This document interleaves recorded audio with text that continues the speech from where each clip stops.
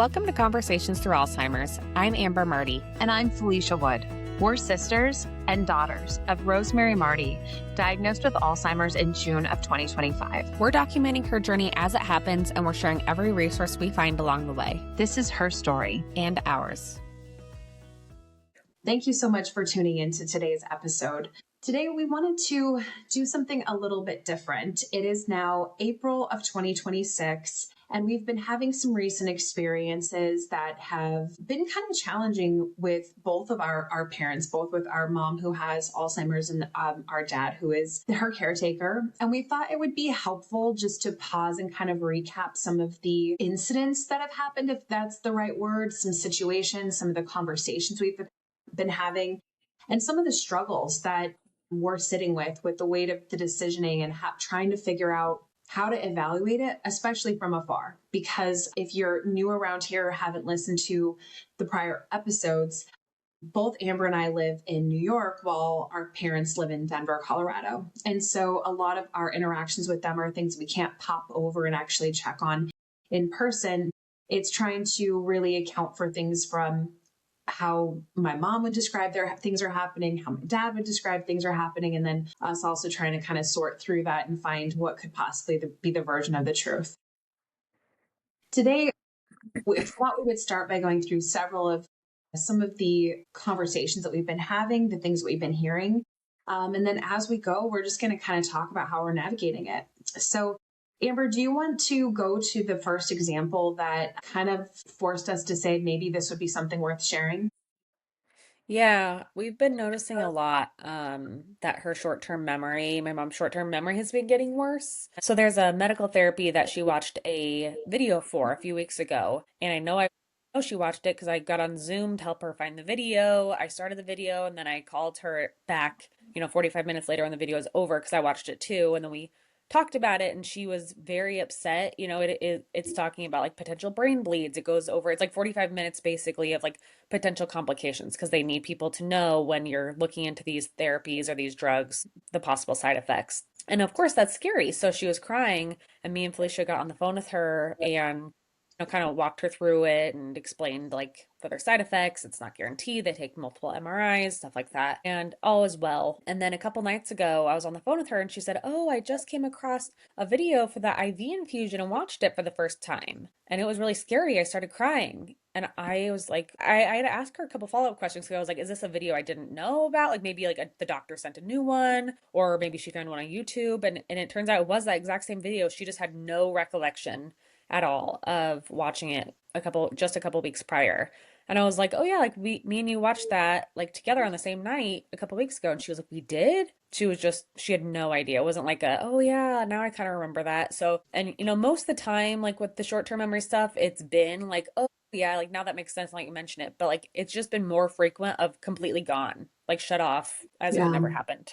I think that one is one of the more interesting ones because like you said, like we've seen it quite a bit where something we were talking about like the night prior she doesn't remember. Like oh, such and such happened last night, do you remember? Oh, what? No. And you're like, okay, that's like true short-term memory. Yeah. A couple of weeks ago when this happened, like it was ahead of a doctor's appointment. We had conversations about it. Our dad watched that video with her. We went to the appointment. We referenced the video. We said we had watched it. Everybody was on the same page. So it seemed to have converted into a memory at that point, like because we had referenced it for several days. And so I think that's really caught us off guard. Like when you called to tell me that had happened, I had that kind of moment of like, what? Like she doesn't remember that? Like it's kind of scary to think about the things that are sticking and the things that are not. And I remember that I had asked you, like, do you think that she doesn't remember that because of how emotional she was that week? Like she was very upset about the side effects. She gets very nervous for those appointments. Like, do you think that's why that memory went away? Like a trauma response almost. Yeah. But I mean, it might make sense that I guess it's something we can kind of keep an eye on potentially is like, are these things kind of continuing to fade away with like around things that feel protective? Well, it's interesting because we've been noticing some other things that she's forgetting that are just kind of surprising. Like today, I was on the phone with her. I was telling her how a Macy's near me is closing and it's 70% off everything. And so I was telling her that I was going to go there later. And she said, Macy's, Macy's. Like the word sounded familiar to her. And she's been to Macy's a bunch. Like she was a shopaholic growing up. Yeah, I've been to Macy's with her multiple times. Yeah, And like, you and I used to both work at the mall, so she would yeah, she come to knows to Macy's to park come visit there. us. Yeah, so she was saying like Macy's, Macy's, like it sounded familiar, but she was like didn't know what that was, and I was just like shocked by that. And the important things with Alzheimer's is you don't make a big deal of it. You don't say like, "Of course you know Macy's," or "What do you mean you don't know Macy's? You've been there a bunch of times." Like that's gonna make them feel really ashamed and stuff. Like it's important to just kind of be like, "Oh yeah, it's a department store. It's kind of like," and then reference something else. Like I said, J.C. Penney's. Like, do you remember what J.C. Penney's is? And she's like, "Oh yeah, we have J.C. Penney's here." And so it's just kind of funny how like she forgot, like she has no recollection of what Macy's is, but J.C. Penney's, she knows exactly what I'm talking about. It's That funny how the one brain works.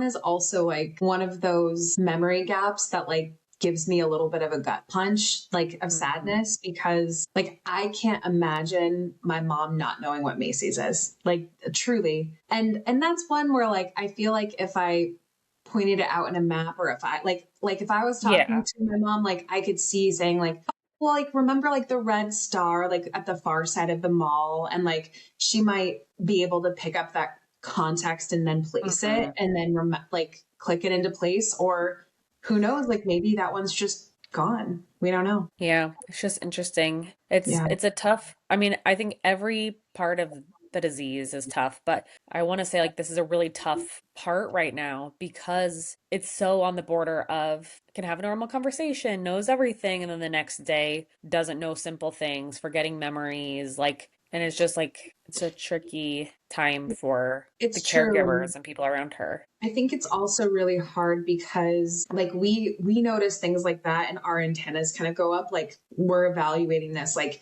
okay, is she having a bad day? Is this turning into a pattern of behavior? Like how common is this? How frequent is this? And I would say that like the past couple weeks it's been like this really blurry area where like it seems like she's having like what we would call like some good days but filled with a lot of memory gaps, Hmm.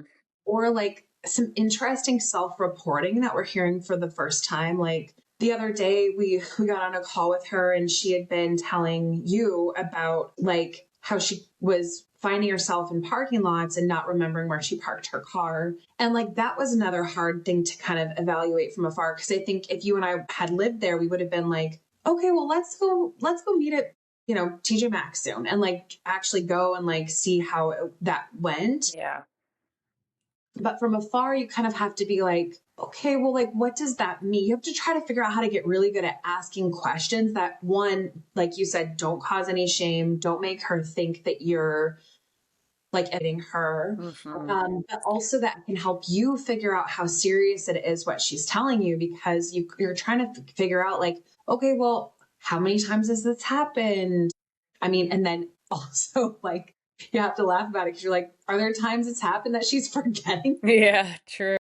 Well, I think she told us what, two times in the last 6 months is what she said, is where she couldn't find her car for over 20 minutes. And she said she felt extremely embarrassed and ashamed, and she was just wandering up and down every single aisle. And Which you asked a good question to her. You said, or I don't even know if it was really a question, like we talked about how Alzheimer's, like, for example, if you open the fridge and you're looking for ketchup, the ketchup could be right in front of you, but your brain can no longer make that connection of, oh, that's the ketchup. It's scanning everything. So is yeah, that the problem where she's starting to not see her car? right, Because she thinks she knows. She was like, I know I did park it here, and then she can't find it. Is it because she's passing it because her brain doesn't recognize the car? right. Or what? That's what and we're in that hard part where we're also trying to solve for some of these things by giving her tools, right? Like we went through and I said, okay, well, mom, like if that happens again, like what are some things you could do? Like one, you can just stop where you are and immediately FaceTime me, Amber, dad, and like you can, turn the phone around and we can use our eyes to see if Mhm. the car is there. The other thing you can do is like you can get your key fob out and like do like lock unlock, or like sometimes car key fobs have like a little alarm button, which she didn't seem to know what that was. So like, even if she just presses like lock or unlock, like then the car can start So it's like like beep beeping beep. and making noises. And then she can have that reminder of that one's my car. I think what's really hard though is when you have Alzheimer's, you forget about those tools, especially in a stressful moment where you're like, "Oh no, where's my car? I'm doing it again." You don't think to yourself, "Oh wait, Felicia or Amber gave me these tools. Let me think about those." It's nowhere to be found. You can't reference that. And so we're having a hard Yeah. time also having her remember these tools. And then so we just keep hearing about the same issues. And it's so hard being caregivers far away and wanting her to keep her autonomy and doing these things. And nothing like this is a safety issue. She can continue to drive and everything, but I just feel sad for her that she's, Like, I think this is something that like we're going to have to really well, it sit might be down the and think beginning about. of an evaluation. But I mean, that's again, like, I mean, we have to be, when we set out to do this podcast, we were like, we're going to be authentic about these conversations. And like, for me, and maybe I'm wrong about it, but like, I don't know that I feel confident saying like, she can still drive and everything, because it's like, well, if this is it starts to happen more often and it's creating that kind of stressful response that we can't even trust she's going to tell us about, like, at what point does that start factoring into our decision making? Like, I don't think we're there. I'm not ready to call up mom right now and say you can't drive anymore,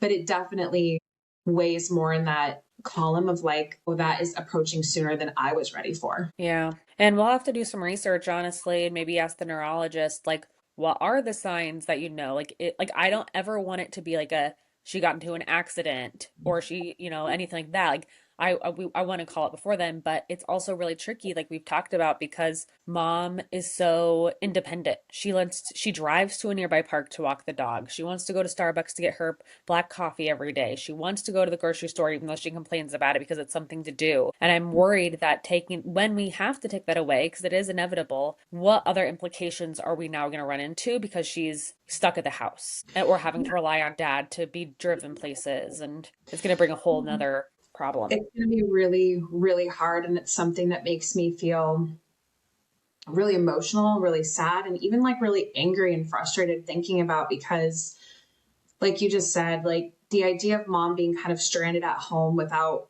her ability to go take, I'm going to call them like dopamine hitting breaks, right? Whether it's walking Hmm. the dog, going to Starbucks, going shopping, going to Pilates, she has some stuff that she just goes and she feels capable of doing. And those are things that, like you said, give her a feeling of autonomy, give her a feeling of independence, give her a feeling of, I think, accomplishment in the day. I Hmm. went and did this and I was able to get myself ready and go do this. And then you do wonder, like, okay, if you have to take that away from somebody, like, one, they're going to be very emotional about that. But then also, like, is she going to stop trying to get ready for the day?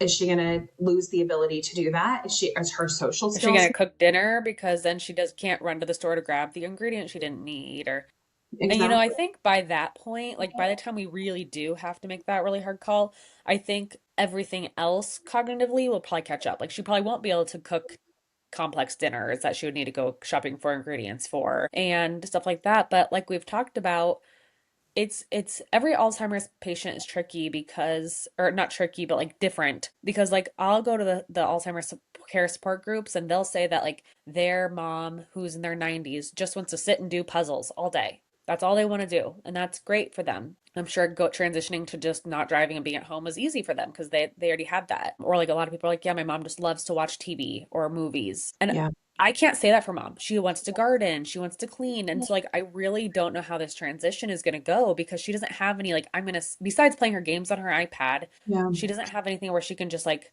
sit down and vegetate and do an activity. She doesn't have any like hobbies like that. Well, I have to wonder, because one of the things we've talked about is how we caught this really early. I Hmm. mean, don't get us wrong, there were signs, right? There were Yeah, signs there, but for some of relatively. those, one, I do imagine that it's probably like your nature, like you're talking about, like some people are more go-go oriented, some people are more sedentary or something. But also, are those folks that you're hearing that story about, did they become that because slowly over time it got too scary to go to the store? There was too Hmm. many things. True. And so instead of admitting it, they just started to stay at home and adapt and do other things to kind of cope with their time. And it turned into that. And then that became a baseline that seemed like normal versus what we're doing, what we're seeing of seeing somebody who was in this kind of state while they were being diagnosed and now watching that process. Like, I don't know if we'll know the answer to that other than in the future once those things get taken away and see how she does cope. And it brings up the other question about around how do people perceive the people who have Alzheimer's? Because for us, I think we know, or we imagine at least, that when mom gets to that state where she can just sit on her iPad and play a game, or she's at home kind of bound by being at home, like that makes us feel sad because we know it's Yeah. not the mom we always had and doing the things that we know she loves to do. But also, like, when you're a caretaker, you love somebody with Alzheimer's, like,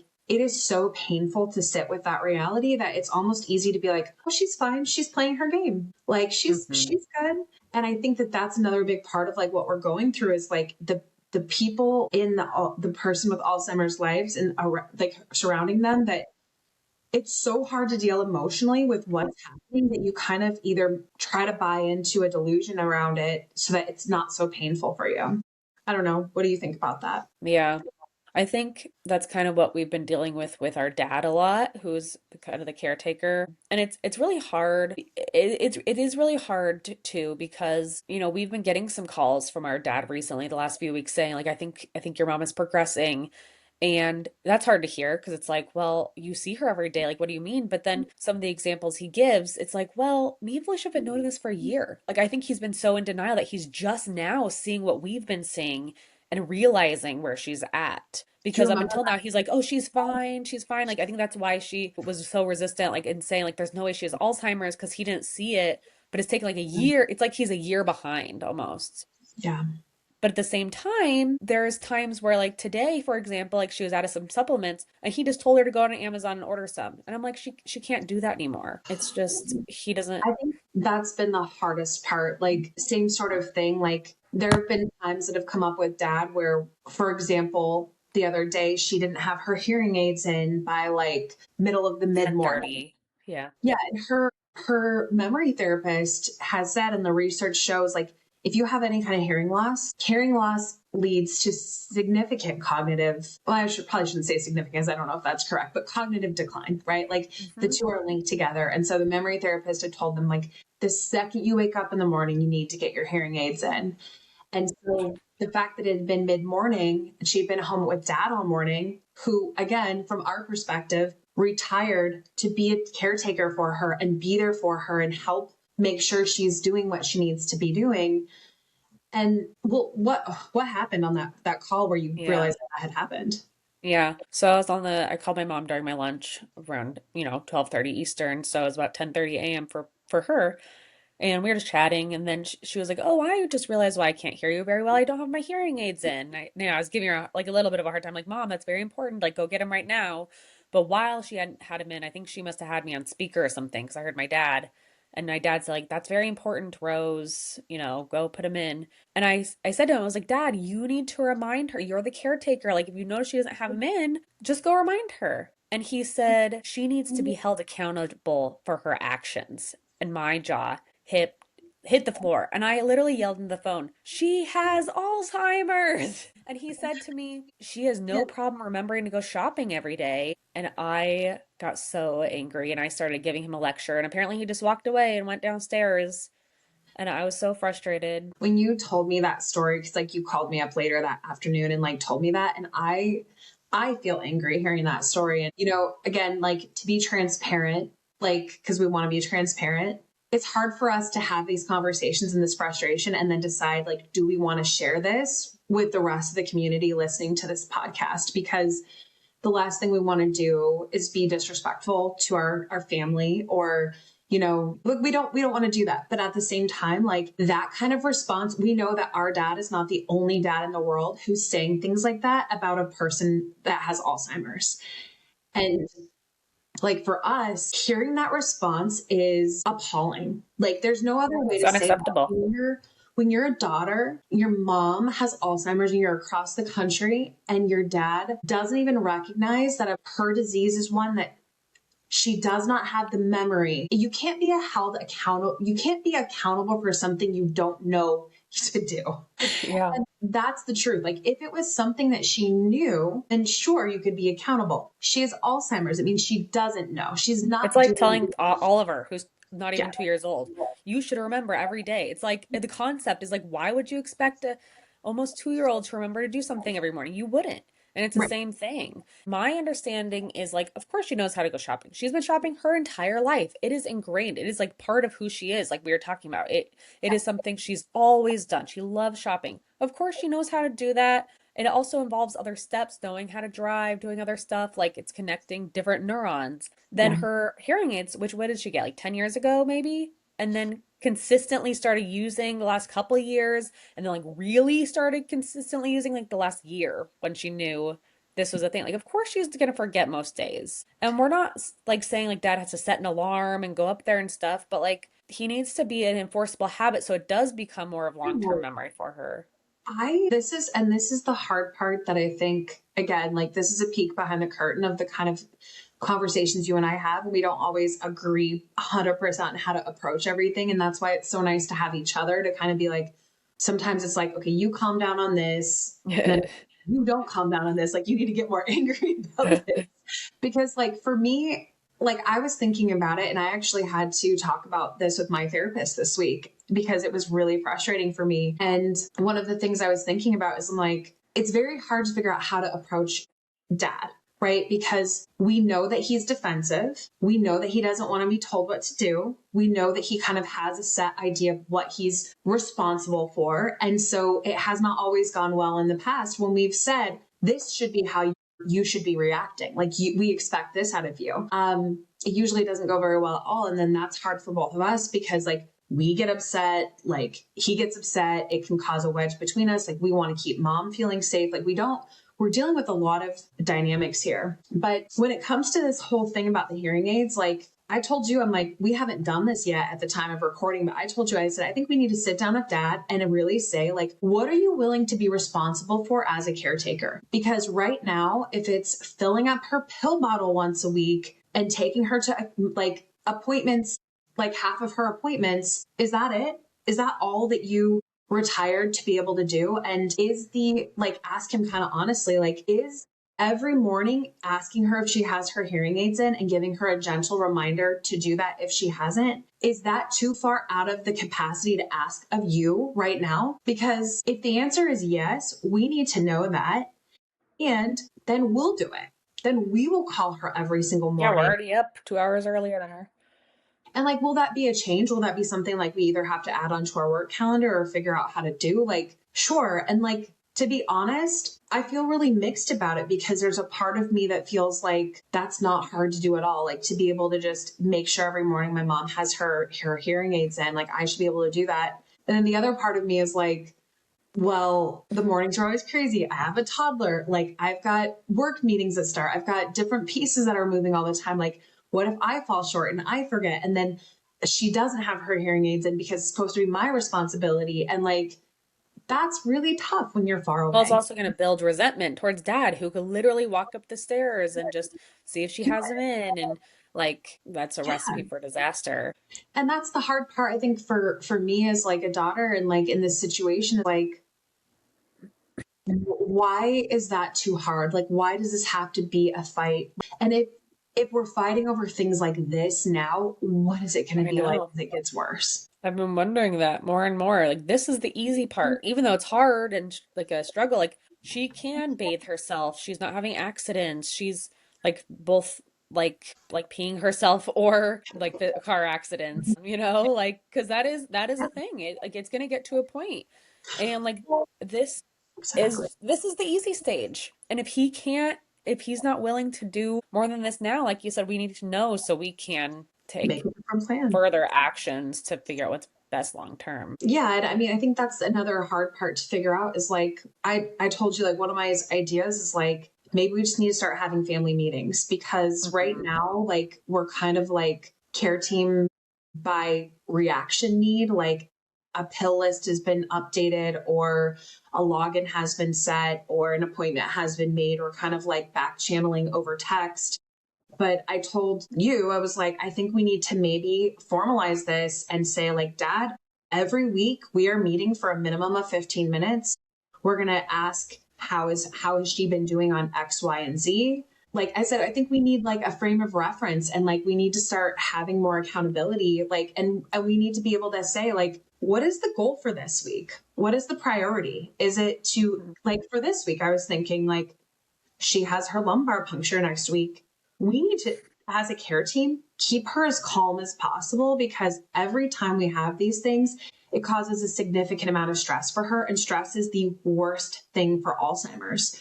So like that would be, if we can have this meeting, it'd be like, that would be great. But then this is the hard part of it being in, what is the ideal? And then what is the reality? Because I'm looking at Friday, the weekend of Easter in Orthodoxy. My dad is very Orthodox Christian. Can I get even 15 minutes of dedicated time of dad actually listening and talking to us about this and him making it a priority? Probably Right not. now, I don't know if that's the case. Well, I think we've just been noticing his priorities, and that's what's alarming because it seems like other things he has going on is more of a priority, and that's what we're so concerned with. It's like it's becoming a pattern of behavior. It feels like an inconvenience and like the last thing on the list versus like the biggest priority and the top thing on the list. Yeah. And again, it's like, how do you confront your loved one about a situation like this? Like, I don't want to make my dad feel bad. I don't want to make him feel defensive, but I also feel like if I don't advocate for the situation now, am I also letting my mom down? I know it's very tricky. Yeah. And I will say, like, going back to like what started this conversation with dad, is like, it does feel like some of his interpretations of what she's capable of feel really unrealistic. Like, Mm-hmm. I think we'll probably share this example again in a future episode when we cover this, but there was an appointment that they were all at together, and we were on FaceTime because it's kind of been our new standard, is to join these appointments as many as we can on FaceTime with them, which thank God we do, because like you need Yeah. multiple ears listening to that, which we can talk We're more about. taking notes and stuff so they can just focus. After the appointment had mostly concluded, we had hung up the phone. We thought they were just going to head out. Well, turns out like there was a piece of paper that like had been given to them that had instructions for booking an appointment. Like, again, if in a normal world, or I guess let's just call it ideal, he would have taken a picture of that piece of paper, texted it to the group. We would have had a record of it. We would have all been aware of it. Like, nothing could get lost. Instead, he hands the piece of paper to mom and says, "Here, you keep this in a safe No, place." he folded it up and put it in her wallet. He said it'll be safe in there.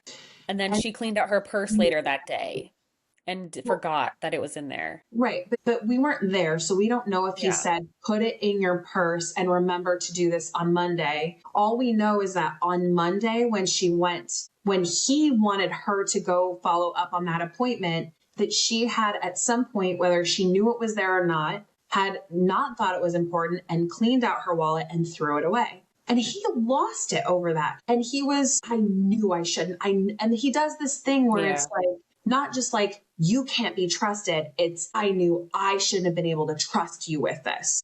Instead of just I like, should have known no, better. you should have Yeah. known. And that's like this, That's just as bad as saying it's it's your so fault. unhelpful. It's so unhelpful. Especially with And somebody with Alzheimer's, like yeah, tone, we've been doing a lot of research on this, like tone and not just words, but like size and like your nervous system can pick up on it. yeah, Regardless if they're the early stages or the later stages, like your body can still pick up on tone and inflections and stuff. And that's why it's so important to like remain calm. And if you need to have a minute, that's not to say you can't be frustrated. It is a very frustrating disease, especially as a full-time caretaker. yeah. But I think it's important that my dad and probably many others learn to just walk away, have that moment, call us and say, I'm so frustrated. I put this piece of paper in your mom's purse, but don't do that around them. Like they're just going to feel ashamed and sad. And And they're in trouble and like they're not yeah, good enough. And I think I will say too, like, it's definitely not easy. Like, I've no, had conversations with mom recently where I can tell she's forgetting something, or like, for example, she's trying to follow a pretty strict diet. And the other day she was like, "I thought I can't have chocolate." And like, it's normal to be like, "We've talked about this a million times," but yeah, it's like a knee-jerk reaction. it is a knee-jerk reaction. And like, you have to catch yourself and be like, it's okay. Like, I end up I tried to tell her, like, well, like, I understand why you think that. And like, but like really all that really matters is like, and then kind of went through the list. And, but then I can tell that she's picking up on the fact that like she can't remember. And then it starts this downward spiral. And it's really hard to be encouraging enough and like kind of act like it's not a big deal, but then also provide her information that she needs. Like it's a really tough balance. And, in that conversation, one thing I had to tell her was, mom, like I said, you've been relying on your memory your whole life, right? We all do. We take for granted how much we rely on our memory. Yeah.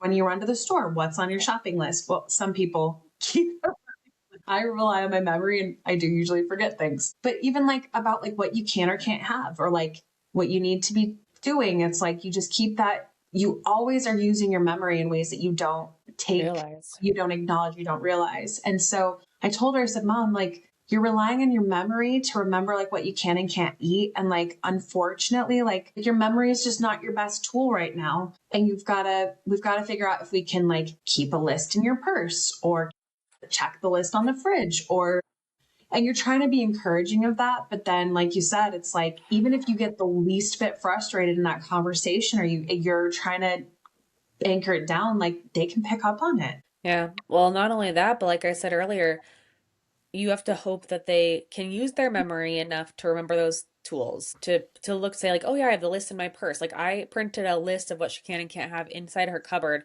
last August and she doesn't use it. Yeah. And I created a list in February that was a mixture. Like I tried to do a bunch of different things. Like one, it was like quick, stable things she can like meal ideas for every like breakfast, lunch, or dinner. And then I had another sheet in there that was like easy things you can grab that are high in protein, just like give her ideas of things. And then at the very back of it was like, okay, if you go to Tokyo Joe's, like, here's what you can have, like no Yeah. sauce, this kind of chicken, like same thing. I did it for Kava, Texas Roadhouse, Chick-fil-A. And I realized that she hadn't been using it. And that was another thing I told her because I said, well, remember I sent you that list? And she was like, you did? When did you send it? I'm like, Mom, don't worry about it. And she's like, well, no, I want to use it. And I said, Mom, like, I'm not frustrated by this at all. Like, you're either going to have tools that work for you and you use them. And if you have a tool that you can't use or that's not, it's because it's not working for you. Like, and Yeah, we that's need to figure out a different tool. exactly. I think that's the hardest thing, Amber, is like being far away. It's even harder to try tools.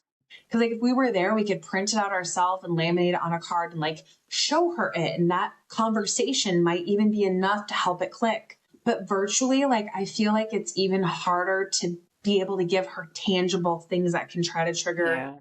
anything. Well, I I mean, I know don't like know if that would help, but we were having a FaceTime call with her when we were talking to her about reprinting it and there's two things I want to bring up around this. One, I said like, oh well, I think I said like, let me call Felicia in here really quick because she can send it to you in 2 seconds. And then she was like, no, no, like you guys are so busy, like I don't want to impose. And like we're really trying to get across like the message of something that takes you hours can take us 5 seconds. Like we're more than happy to drop everything and help you. Like that is our priority is yeah. helping you. So like never feel bad, never feel like you're imposing. Like we want to help you. We want to see you succeed. And And don't not because she was like she kept saying like, when was it? Like I can try to search in my email. And I'm like, why would you do that? yeah. Yeah, we're Um, trying to get that across to her is like, do not spend hours doing something it could take 5 minutes for us to do. And it's not even just the time, right? Because like, I do think it's good for her to practice searching, type on the computer. Like, I'm really big yeah. on like being like, help her do it, like, let her do it. But because I want her to remain as like engaged and capable as long as she can. Like, that's something I worry about. Yeah, the But at neurologist the said to make time, sure it's important. yeah. But at the same time, like there is like a stress cost of those things because if Yeah. doing that, especially alone, is going to cause significant stress, then it's not good to do it. And like you said, it's better just to be like, don't worry about it. Like just have like, you're still going to be doing something, checking your email and printing it out. So just let me send it again. It's Yeah. no problem. Well, and that, so we did end up having you send it again. We had her printed off while we were on the phone. but I would be very curious to call her now and see if it's still sitting on her desk and it's been a week. Like I never heard of what happened to it since then. Because again, we're not there. We can't rely on dad to be like, oh, this is nice. Like, let me help you cut it out and laminate it and stuff and put it in your purse. Like, I think it just is probably sitting on her desk. Yeah. And so, like, it's, Or it could be in the trash already because she doesn't know what yeah, it is and throws it away. yeah. And so it's very hard. Yeah. And I mean, that's another thing that I will say is like really tricky is even in those moments where we're like, okay, like, hey, like, let's get you connected and get this printed out. There was another thing that during that same conversation where we had to have her, she needed to do something on her phone. And we were like, okay, Oh, you're just going to yeah. share your screen and we're going to have to figure out, I can't remember what that It was. was her, she was trying to text us a picture. And she was like, I'm on my messages and there's just white bubbles on the side. And we were like, what could she be talking about? And so Yeah, we were like, we have to see a visual. Like, let's share your screen. she had ended up, well, so this is actually kind of funny because wants to delete every message. Like she Or an is email. And it's just a email recent deleting. thing. It's gotten worse. So yeah, I would Yeah. say it's like escalated. I think she's always had a little bit. I think it's like Yeah. being in the older generation when you're constantly worried about like running out of space. And so you're like, Yeah. I've got to delete my texts. I can't have them on my phone. I don't have enough storage. And so like I had to tell her the other day, I was like, Mom, like raise your right hand. I am never deleting a text again. I was like, Mom, you could never delete a text again for the rest of your life and you won't run out of storage. Like they don't mean the same thing they used to. You have to like Mhm. stop deleting your texts. And so she then had tried, but somehow found her way to only seeing her like recently deleted texts, which all have bubbles down the side so you can permanently delete them. And so we had to share the screen to figure out what part of her inbox she was talking about because, which we got her out of there. And then we tried to like show her like how to like pin messages and all of that too. But it's a tricky balance between like trying to It optimize was. things for her and also just like give her the simplest solution. Like there's a lot we don't know about navigating this. Like we're just kind of winging it as we go. Yeah. Well, and it's really tricky, like you said, too, just to give another example of like, live that we've been dealing with. Like I briefly mentioned this morning that my dad wanted her to order some new pills that they were almost out of. And he still thinks that she's in a place where she can go to Amazon and do it. And I think, and this is why the weekly meetings are really going to help because I think he thinks, oh, the medication showed up. He doesn't realize that like we're helping her. Like she doesn't say like, oh yeah, Amber had a help me and everything. It's like he just thinks she's fine. But like I called her and she said she was, I don't know how long she was on there. It took her like probably an hour just to add one of the medications on Amazon. Then I happened to call her during lunch and she was like, "Oh yeah, I'm doing this." And she was like, I don't know if it's this, supplement or this supplement for the next one. And I was like, "Why don't you look at order history? You just ordered it a few months ago." And she's like, "Oh, where do I do that?" We Like, also have a list on Amazon. I don't know if you remember yeah, that, but we have a list where you can just but go she in and doesn't know like how to get there. click, click, click. Yeah. But like it would take We did dad that for 3 seconds. dad, not for mom. We did I not do know. that so mom could order her pills. We did that so I dad know. would know what every single one we have on the list. Exactly. And so I was like, Mom, why don't I just do this for you? And she's like, Oh, okay, like that'd be great. And so like I can log into their account on my phone. I can go to their order history. She sent me a picture of the three that they need, added it, was there tonight between 5 and 10. Took me 2 minutes. And That's like she was gonna sit there for probably another 2 hours trying to figure out how to order it. And I don't even know if she would have ordered the right ones or it would charge the right card. Like when I went in there, the one she did have in her cart was set up to go to me. Like, yeah, there's so many complexities. Like, and I think that's the part where we have to start these weekly meetings because I yeah. truly do believe, I don't believe that dad would, knowing she's going to struggle that hard, like force her to do it and get Yeah, it right. no, it's not like a I malicious don't thing, think it's intentional. I think he truly believes it's not going but to be she a can big do deal it. for her, that she can see which address she's going to be able to check, check, check those things. But it's just like the SSI paperwork, right? Like she had been given a packet to fill out for SSI and then was denied. And so we had to go in and like digitally do it. And this thing was so complicated. We were like, there's no way that she Yeah, got like it took us it. a while to figure it out. And it's like the fact that my dad can't reliably understand what her capabilities are is terrifying as, Yeah. again, far away family members. It's really hard and really frustrating. And like, we're really lucky because we have another person there, like my mom's sister, who can be eyes on the ground. And thank God, like she fills in gaps that my dad doesn't in terms of like being detail oriented, knowing everything that's going on in Yeah. the areas that we've helped her with. Like she is the best. And I'm grateful for that, because if we didn't have her there on the ground, like I would feel even worse and more scared. Mm. Yeah. Yeah. I don't know. I mean, I'm glad. I hope that sharing this in real time, like it feels very vulnerable to share such a personal episode like this. But I just, again, like I really have to believe that there's other people out there who are navigating these same things. And like, I hope that either like some of the ways that we're trying to solve this, like maybe trying them will work for you if you're needing ideas, or maybe just hearing that like we're going through it too is enough to comfort you and make you feel less insane. But yeah, I hope that this has been somewhat helpful. Yeah. When me and Felicia talked about this episode, we really wanted to do it because we didn't want anyone to who's listening to this podcast to feel like it's not relatable. Like that's the whole reason why I wanted to do this, is to have a relatable podcast, especially going to these support groups and stuff. Like every family is screwed up, for lack of a better word. Like it is a hard disease. It's a lot. But we just wanted to say that, like, even though like our other episodes might say like, oh, look at these tools, look at this stuff, and look at it might appear that we have our stuff together, but like this episode, what we're sharing now, this is our daily life and it doesn't stop. So I think we'll probably be doing these like live updates probably once a month to kind of give you guys an inside look into what's happening. I think it will probably be a little bit delayed into like what's actually live. Like we said, this is being recorded in April of 2026. Live-ish. Like we want to document this journey in real time for everyone. And we really hope you enjoyed this episode. And I would also just add that like we'd want to hear your stories too. So like whether you want to shoot us an email or send us a message somehow, like on social media, like if this has resonated with you and you feel compelled to share too, like we would love to hear your story. We'll talk to you next time. Bye. Bye. If this episode resonated with you, or if someone you love is navigating an Alzheimer's diagnosis, please know you don't have to fight it alone. The Alzheimer's Association is a free 24/7 resource available to anyone who needs support, whether you're newly diagnosed, deep in caregiving, or just trying to understand what comes next. You can reach them anytime at 1-800-272-3900. You can also reach them online at alz.org.